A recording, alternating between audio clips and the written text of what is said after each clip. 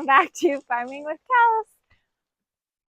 Okay, trick videos are over, but let's face it, you might be seeing a lot of it just because I'm so excited about it.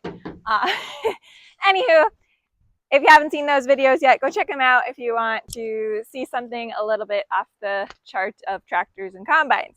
I had to do a video about my new truck, right? But anyways, I'm about to go take you guys on a little tour of the farm and mostly more so the fields, a lot of the fields. And I just want to kind of show you guys what the heck's going on in the fields, what we've been up to, watching it rain, literally, loads and loads of rain. With rain comes wetness, and I am so excited, you guys, to kind of let you in on the little scoop here. I got some new boots, and right now I'm in my cowgirl boots, and I love them, but let me tell you what, they are not the right boots to be honestly working on the farm. They're not comfortable, the support in them isn't great, and they don't really keep me dry, and getting the leather, wet is not ideal. And when you just don't want to wear like that typical work boot and you need something for those rainy days, for those cold days, you need a boot that's just going to keep them nice and warm and dry. And I'm going to show you guys my new boots I am so excited about. Right here, da, da, da, da. There they are. These are called the Women's Upgraded Rain Boot. So I do have other rain boots, of course, right? Who doesn't on the farm? But these guys, check them out. You see the grip on them? Like, are you for real right now? Yes, they are real. I'm not making it up. They have amazing grip. I'm so excited to test them out because of the grip. To better describe the boots, I honestly want to tell you that my first initial reaction was the grips, just told you about, and how they feel. They are comfy. I can tell they're going to be comfy. They're not super like bulky and like stiff feeling. Like I'm not even in them yet, but I can tell you that because just that you can squeeze them like this. I mean, I have other boots similar, but they're really like heavy and just, they don't bend. They don't when you walk. And to me, this is important to have that. So super excited to have that going on, hopefully. And just like a standard rain boot, I guess I would compare them to in another form, is they're way more durable. They feel more like farmy. Can I say that? Like ready to get put to work. And a rain boot, I feel like is just kind of like, oh, jump in the mud. Like, I don't know. Anywho, I'm excited about these boots. And the thing about this company here, it is HISEA. So that is the company, and they strongly, I don't know if you can see that there, I have to clip this off, but they strongly emphasize their 100-year warranty, like guarantee, So keep dry and warm, y'all. That is what they strongly emphasize, and I think it's true. We're going to test them out together today for the first time. I'm going to be trudging through a lot of water, and yeah, check the crops out. I'm going to cover areas of bean fields, corn fields. I'll show you the progress. Are they tasseling? Are they not? How does that even work? Stay tuned. I'm going to update you on all of that. I feel like I'm rambling on about these boots, and I'm sorry, but I need y'all to be aware of this amazing company that I just recently found out about. Again, it's HISEA, www.hisea.com, and I can show you that right here. And you're going to have to all take a peek in the description below this video. There's links to these exact product, the exact product that I got. Again, Women's Upgraded Rain Boot. I got a size 8 because, well, that's my size. And I went a little bit bigger just because I wear thicker socks when it gets cold out because they are insulated. Not only are they just like a traditional rain boot, they're not. They are insulated. They are going to be able to handle the winter, the fall, and they have little side clamps here. Look at that. Again, there's so many other products, not just these guys. They got all sorts of things. I went under the farm section, of course, on their website, of course, right? So you can too, or if you don't want something farm related, hunting boots. I mean, this ideally could be used for hunting boots too. Heck yeah, I go hunting, I'll use them. But anywho, let's see how I like them. Again, the true test is going to be, well, the rest of the day walking around. Ooh, I like that. It's soft. It's honestly soft. Yay! Oh my gosh, yes. Oh, heck yeah. We're good to go. Ready to start the day. And I can definitely feel the comfort right away, just like I thought. Wow, that's awesome. And the very, very exciting part of this, if you kept watching about these boots here, take a peek at the links in the description of this video.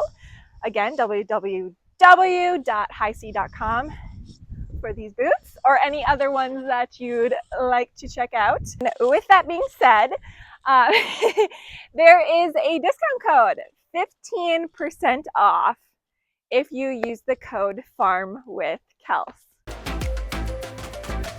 Okay, enough of that, and let's go test these things out in the actual field in muddy conditions.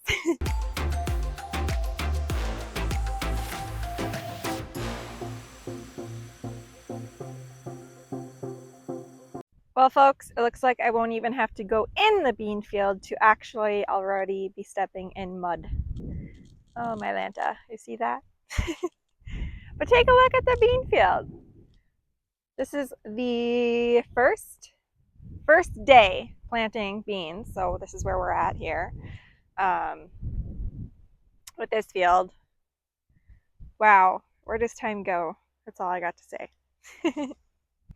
All right, here it is. Let's see how tall they are. Yeah, past the knee, not quite my hips. Wow, they're really canopied. How beans work here, I'll kind of show you guys an up close glance. So just fun things about soybeans. Soybeans are self-pollinating, and they of course have to form a flower first. And after the flower starts, they will start to form a pod, and the beans will fill in the pod. So right here, we are still at the flower stage. Can y'all see that with me?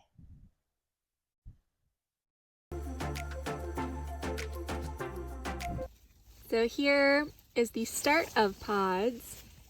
Again, closer to the ground here, we got some action. They're of course pretty flat right now, but at least we're getting pods versus the top still is hopeful here.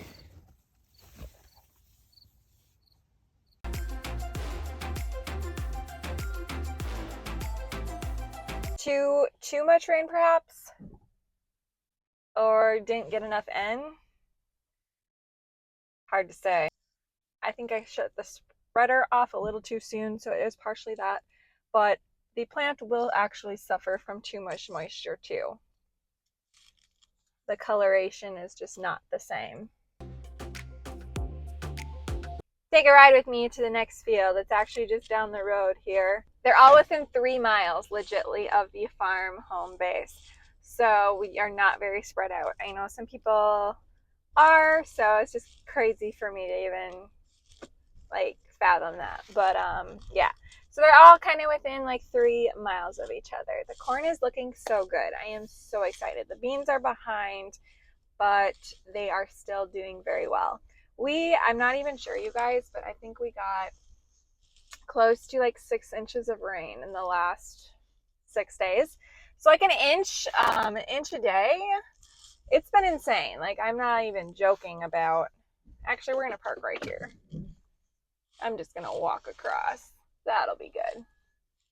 Okay, so I'm gonna show you guys the field that, I don't know if you watched a different video or not, but I'm gonna show you the field that I stood in like July 18th, I want to say. It was not tasseling yet, but some of the fields were. That one was just about to start tasseling. So I want to say, I think it was, yeah, like July 17th through like the 21st was probably like the strongest point of the actual tasseling. So here we go. I love back roads living, my favorite. I'm literally just going to run down this ditch here with you. This, it's just, seriously guys, it's massive. I'm not even in it right now, but Wow, unreal. It's so tall. Tall hybrids though doesn't always mean it's good. It's got to withstand wind storms. Sometimes shorter hybrids yield better. It's crazy. So just because it looks tall doesn't always mean it's going to be great. Vice versa. So you never truly know. But I prefer a taller hybrid as long as it's got good stand. But I just love the look of tall corn, especially in the combine. Oh my gosh, that's the best. Just watching it fall down. So y'all, I feel kind of silly saying some of this, but no, I don't, because it's fun to talk about the process of corn, how it all works, how does it grow. I show you what I'm doing in the field, so I got to show you, well, the current updates, right? Yep, you're gonna have to look up. That's the update. So anyways, the part I kind of feel silly about is explaining the process, but that's okay, because don't feel bad if you don't know it. And if I screw up explaining it, I'm sorry. But anywho, this is a tassel. I'm going to show you guys. It's the top of the corn plant. That's what it's called, a tassel up here.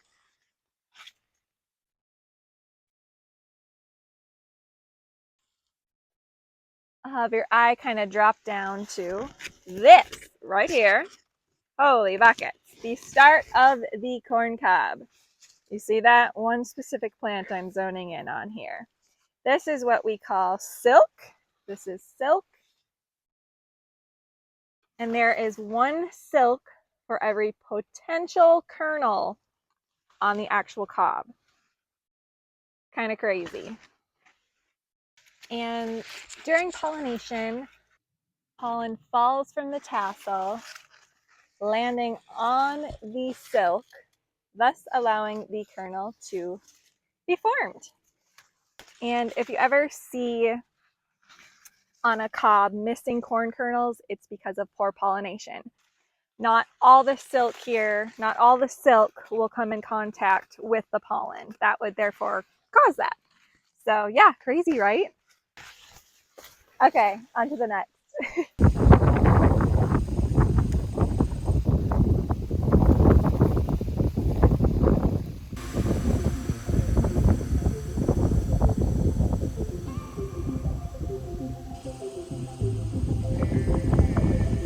For all this rain we've been getting, I'm actually finding a dry spot. Are you serious right now?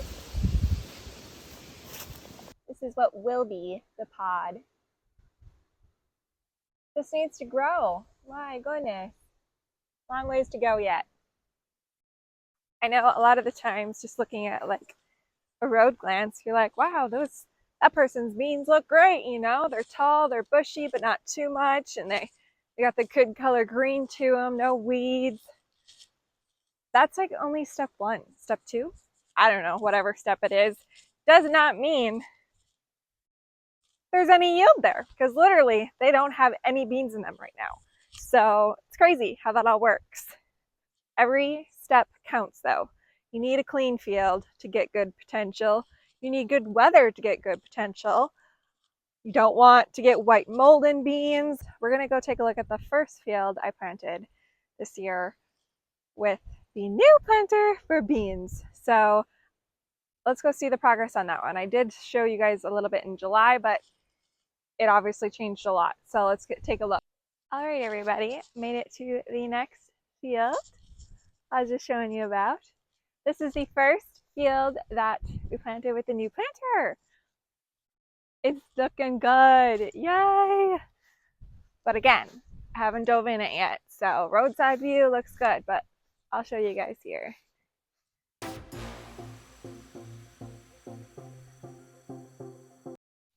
This is the field. We played around the settings a lot in the planter when unfortunately it was like shutting off like 5 feet before we got to the end of the row, and then when we set it back down, it would just leave a lot of gaps. So it worked out actually really good. We caught it pretty quickly early on, so we only had to come back and fix up like 2 spots, I think it was, on this field here. But yeah, kind of crazy. It's getting kind of cold out here. Not a typical typical August, that's for sure. This whole summer has been cool, definitely. It is still kind of warm though. So anyways, yeah, wow. The ground is mucky here. What do we got? Some insects taking charge over here. See those little holes everywhere. Overall though, like very, very covered between the rows, got to say. Can we even see it underneath? There we go. Nice and black. A lot of moisture holding up there.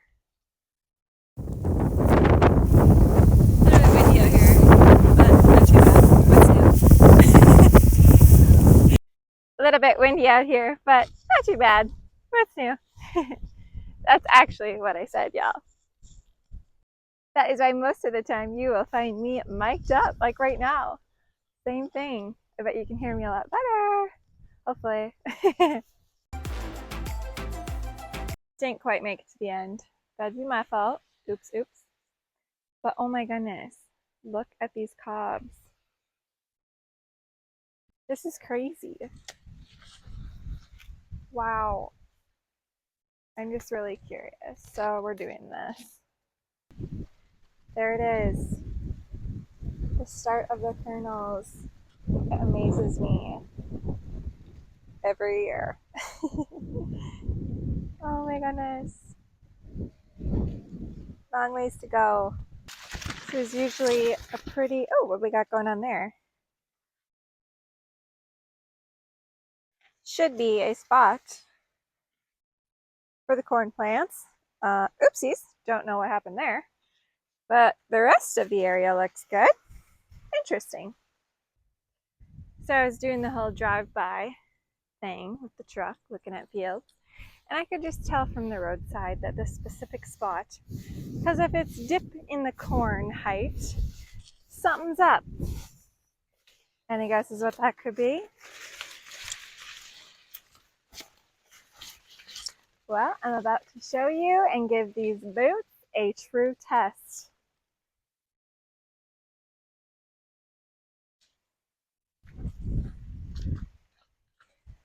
Stand in water. It was drowned out in the springtime when we planted it, and it really never recovered. Luckily, it's not the whole field, right? Could be worse, but it definitely is a thing out here, folks. Might as well have fun in it, right? Well, folks, HISEA, the company, said 100% warm and dry. It's true. That was a fun run. Test it out. I knew I'd find water like that because, oofda, it is crazy the amount of water out here. And I'm about 2 miles away from home. This is one of our farthest fields. So, yeah, I'm just kind of checking it all out. But, yeah. Here's my main ride for the summer, everybody, other than tractors. My favorite four-wheeler ever. Anyways, take a look here at the culvert. Oh my gosh. It is dang near overflowing. This is crazy. Might just look like a lot of water, but if you actually look, it's pretty much level right there. And as well as the culvert.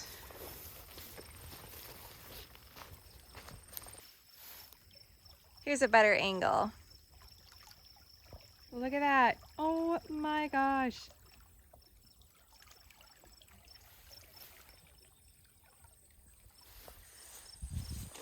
Here's the meadow. If you watched the haymaking video, I kind of tied it in with alfalfa, but this is grass hay. We only got one cut so far, but it is growing. It's growing back great. Hopefully it can dry up. Shouldn't even say that, but yeah, we kind of do want it to dry up a little bit. There's a meadow, my meadow actually, that we haven't even got a first cut on yet. This here is the neighbors, just to kind of show you guys also just the water amounts here. Again, August 8th. Well, folks, come along with me on my daily journey here, pulling the hose to pasture. Goats are fussy. They need fresh water once a day for sure, usually in the mornings. Automatic water would be amazing, hopefully one day. But it's okay. It keeps me in shape, maybe, somehow. I don't know. I like to think so anyways, but really not.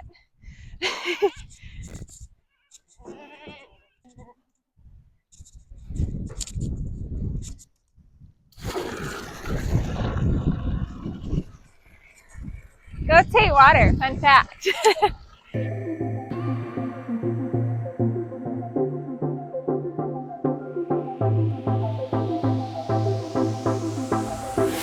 They have lots of grass to eat, but believe it or not, they still prefer this bale. They love bales way more than just coming out here and eating the dang pasture.